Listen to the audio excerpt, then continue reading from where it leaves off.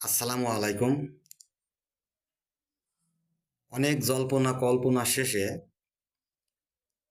ইসলামী দলগুলা একজোট হয়েছে। আজকে ইসলামী দলের ভিতরে ৮ দলের একটি প্রতিনিধি দল এক মঞ্চে এসে তারা ঐক্যমত্য পোষণ করেছেন। ইসলামী দলগুলোর একটাই দাবি,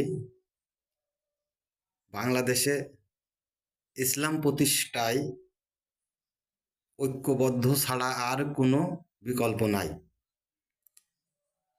তাই কোরআনের আইন প্রতিষ্ঠায় সবাই ঐক্যবদ্ধ হয়ে কাজ করতে হবে। এটা আপনার ইমানি দায়িত্ব। সবাইকে ধন্যবাদ। সবাই ভালো থাকবেন। আল্লাহ হাফেজ।